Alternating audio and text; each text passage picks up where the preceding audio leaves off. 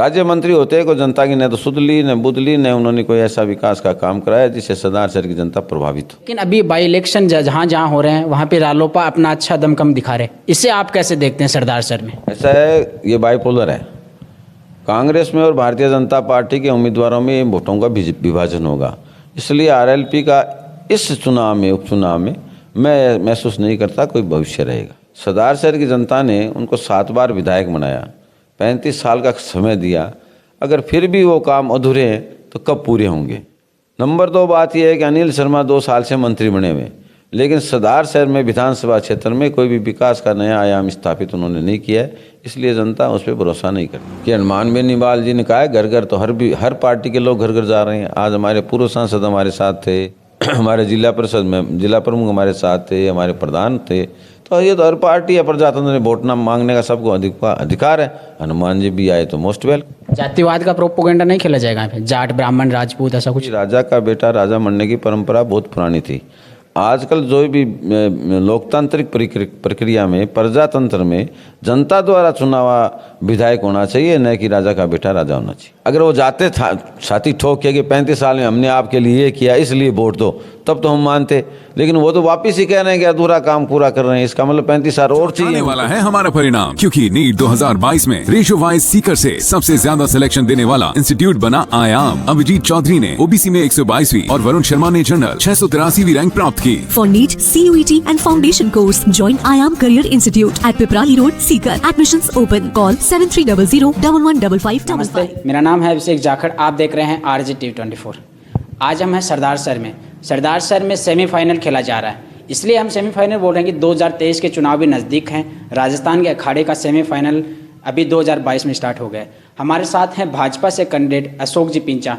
इनसे जानेंगे कि भाजपा के क्या क्या आपके मैनिफेस्टो होने वाले हैं, और 10 महीने का चुनाव है, क्या 10 महीने ही है या फिर आने वाले 5 साल भी आपकी उम्मीदवारी रहेगी, इसके बारे में सारे सवालों, क्योंकि यही चुनाव तय करेगा 2023 का चुनाव भी। नमस्कार सर, आपका RJTV24 पे स्वागत है। आपको भी बहुत बहुत धन्यवाद। सर, पहला सवाल तो यही कि 18 में आपने चुनाव लड़ा, इसके बाद बाई इलेक्शन में फिर से भाजपा ने आप पे उम्मीदवारी की है, क्या लगता है आपको? मेरे पे भारतीय जनता पार्टी के कार्यकर्ताओं ने, प्रदेश नेतृत्व ने जो विश्वास व्यक्त किया है, मैं उस पर खरा उतरने की कोशिश करूंगा। मैं आज गांव में भ्रमण करके आया हूं, ऐसा मुझे लग रहा है इस बार जनता मेरे साथ है, जनता का समर्थन मिल रहा है। सर, क्षेत्र में जा रहे हो आप, लेकिन यहाँ पे लोग एक जो भावना, एक मतलब कह रहे शर्मा जी हैं, पंडित जी, उनके प्रति एक है कि मतलब पिताजी चले गए, उनके सपने अधूरे रह गए, इसलिए आप मुझे वोट दें, इसके बारे में आपका क्या कहना है? उनका लड़का जो कांग्रेस को उम्मीदवार बनाया है, अनिल शर्मा को, वो गाँव में भी जा रहे हैं और ये बात कह रहे हैं कि मेरे पिताजी के जो अधूरे काम रह गए मैं उसको पूरा करूँगा। सरदार शहर की जनता ने उनको 7 बार विधायक बनाया, 35 साल का समय दिया, अगर फिर भी वो काम अधूरे हैं तो कब पूरे होंगे। नंबर 2 बात यह है कि अनिल शर्मा 2 साल से मंत्री बने हुए, लेकिन सरदार शहर में विधानसभा क्षेत्र में कोई भी विकास का नया आयाम स्थापित उन्होंने नहीं किया है, इसलिए जनता उस पर भरोसा नहीं करती। आप वो राज्य मंत्री हैं, तो राज्य मंत्री होते हुए आज तक उन्होंने कोई काम नहीं करवाया क्या? काम नहीं कराया। राज्य मंत्री होते को जनता की न तो सुध ली न बुध ली, न उन्होंने कोई ऐसा विकास का काम कराया जिससे सरदार शहर की जनता प्रभावित हो। सर, वो एक चीज़ और कह रहे हैं कि पापा जी सपने पूरे करने हैं, साथ में उन्होंने, उनके पिताजी थे, उन्होंने एक जो यहाँ पे सबसे बड़ी मांग है हॉस्पिटल की, उसके बारे में आपका क्या कहना है, क्योंकि आप भी एक बार विधायक रहे हो? शायद हॉस्पिटल की मांग की घोषणा उन्होंने करा रखी है, लेकिन आज तो वो 100 बेड में परिवर्तित नहीं हुआ। जब माननीय मोहनलाल जी शर्मा दिवंगत हुए थे, माननीय मुख्यमंत्री अशोक गहलोत सरदार शहर आए थे, उन्होंने यहाँ पर उपजिला अस्पताल घोषित किया है, तो उसकी भी रूपरेखा आज तक नहीं बनी। केवल मात्र गहलोत सरकार आश्वासन और भरोसे पे टिकी हुई है, केवल मात्र घोषणाएं करती है। आज तक उनकी की हुई घोषणाएं 25 करोड़ से ऊपर रुपये की राजस्थान सरकार द्वारा लगाए जाने वाले किसी भी कार्य की प्रगति आज तक राजस्थान में नहीं हुई है, और विशेष तौर से सरदार शहर में नहीं हुई। 18 के चुनाव में तो एक नई पार्टी थी जो अपना कुछ बड़ा वर्चस्व नहीं दिखा पाई, लेकिन अभी बाई इलेक्शन जहाँ जहाँ हो रहे हैं वहाँ पे रालोपा अपना अच्छा दमखम दिखा रहे हैं, इसे आप कैसे देखते हैं सरदार शहर में? ऐसा है, ये बाइपोलर है। कांग्रेस में और भारतीय जनता पार्टी के उम्मीदवारों में वोटों का विभाजन होगा, इसलिए आरएलपी का इस चुनाव में, उपचुनाव में मैं महसूस नहीं करता कोई भविष्य रहेगा। 18 के चुनाव में भी रालोपा ने 10,000 वोट लिए थे और इस बार जो कैंडिडेट है वो कांग्रेस का पहले मतलब वो कार्यकर्ता रहा है, तो लोग कह रहे हैं कि वो बीजेपी के वोट भी काटेगा, जाट वोट बैंक, और कांग्रेस के वोट भी काटे। तो आपको क्या लगता है इसके बारे में? ऐसा है, अभी जनता निर्णय मैंने बताया ना, ये बाइपोलर हो रहा है। जनता निर्णय दो केंद्रों के बीच ही करेगी, क्योंकि वो जीत का आधार नहीं है। उपचुनाव है, 10 महीने का चुनाव है, तो आने वाले 2023 के लिए कुछ जनता सोच सकती है, लेकिन ये निश्चित रूप से बाइपोलर है। भाजपा ने जब आपको टिकट की घोषणा की थी तब आपने एक बयान दिया था कि राजा का बेटा राजा ना बने, विधायक का बेटा विधायक ना बने, तो इसके बारे में आप क्या कहना चाहते थे जनता? मैंने जनता को ये कहा था कि भी राजा का बेटा राजा बनने की परंपरा बहुत पुरानी थी। आजकल जो भी लोकतांत्रिक प्रक्रिया में, प्रजातंत्र में जनता द्वारा चुना हुआ विधायक होना चाहिए, न कि राजा का बेटा राजा होना चाहिए। क्या जनता आपके ऊपर इस पर खरा उतर पाएगी? निश्चित रूप से खरा उतर पाएगी, क्योंकि मेरे कार्यकाल को उन्होंने देखा है। मैं लगातार सदासर में 25 साल से संघर्ष कर रहा हूँ, जनता के बीच में रहा हूँ। आज तक मेरे पे कोई भ्रष्टाचार, 2 बार भारतीय जनता पार्टी का राज आ गया, आज एक भी मेरे पे अंगुली नहीं उठती। पूरी जनता से पूछ लो, कोई भ्रष्टाचार का आरोप नहीं है। जब इस राज में तो थाने नीलाम हो रहे हैं, तहसील नीलाम हो रही है, कोई भी डिपार्टमेंट में बिना भ्रष्टाचार के काम नहीं हो रहा है। ये तो आम बात है। गहलोत ने अपनी सरकार बचाने के लिए विधायकों को स्वतंत्र कर दिया, इससे केवल मास्टर भ्रष्टाचार पनप रहा है, विकास कार्य नहीं हो रहे। सर, रालोपा प्रत्याशी है, उन्होंने आप पे गंभीर आरोप लगाए थे जब उनसे बात कर रहे थे। उन्होंने बोला कि उन्हें तो सिर्फ लेटर पैड चाहिए, वो सिर्फ भंवरलाल जी को जिताने के लिए खड़े होते हैं। इसके बारे में आपका क्या कहना है? न तो मुझे कोई लेटर पैड चाहिए। हमारी पार्टी में बहुत पुरानी साख है, हम जनसंघ के समय से इस पार्टी से जुड़े हुए हैं। हमारे काम के लिए हमें लेटर पैड की आवश्यकता नहीं होती। हमारे काम, पार्टी में मेरी इतनी निष्ठा है, मेरा इतनी पहुंच है। मैं 6ठी बार भारतीय जनता पार्टी से विधायक का चुनाव लड़ रहा हूं। कोई एक व्यक्ति को 6 बार टिकट मिलना, आप भी समझ सकते हो, विश्व की बहुत बड़ी पार्टी है, उसकी मैं 6 बार टिकट मिल रहा है, तो मेरे को आरोप निराधार है।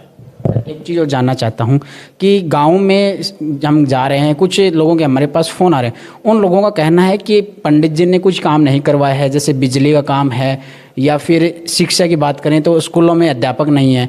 वो हमारे पास रिकॉर्डिंग भी आप चाहो तो सुना सकता हूँ मैं आपको, लेकिन उनके बारे में आपका क्या कहना है? ऐसा है कि विकास का काम अगर 35 साल होता है तो उनका लड़का ये क्यों कहता कि हम अधूरे काम पूरे करवा रहे हैं? तो खुद महसूस कर रहे हैं कि हमने विकास नहीं कराया।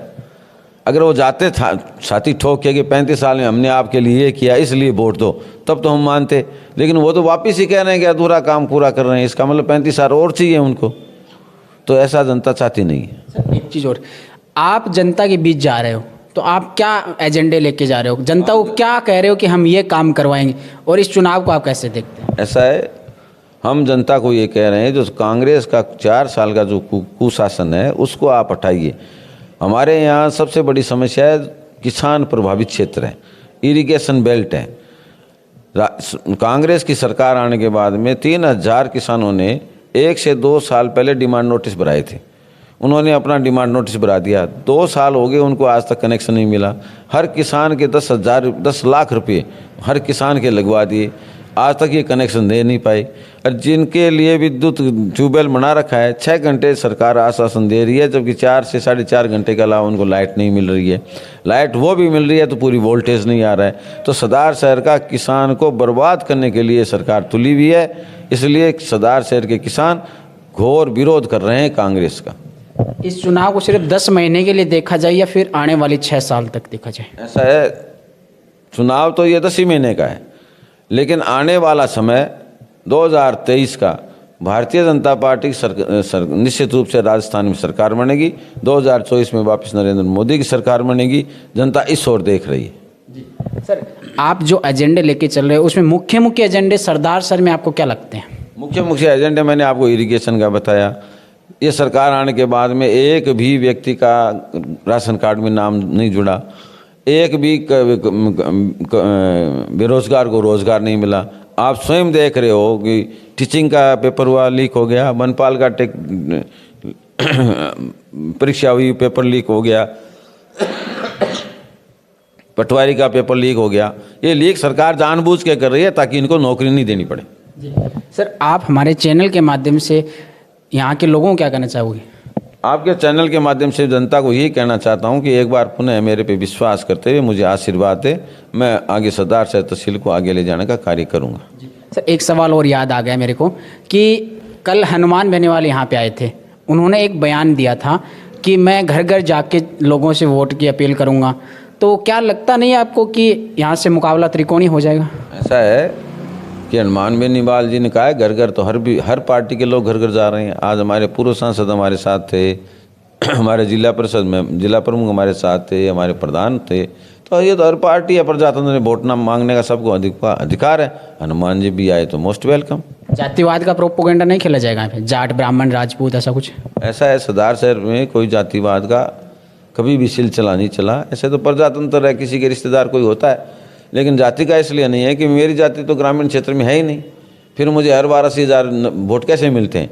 यहाँ जातिवाद के नहीं, अच्छे व्यक्ति का निर्णय करेंगे, ये हमको विश्वास है। शुक्रिया। तो ये थे हमारे साथ भाजपा नेता पिंचा जी, जिन्होंने अपने ओपिनियन बताए और जो विकास के मुद्दे थे उस पर भी अपनी राय दी। बहरहाल इतना ही, जुड़े रहिए RJTV24 पे। RJTV24 पे फिर एक नए मेहमान के साथ जो सरदार शहर में इलेक्शन होने जाए उन सब से सवाल करेंगे। आपका भी अगर कोई सवाल हो तो आप हमें कमेंट सेक्शन में ज़रूर बताइए। जय हिंद, जय राजस्थान।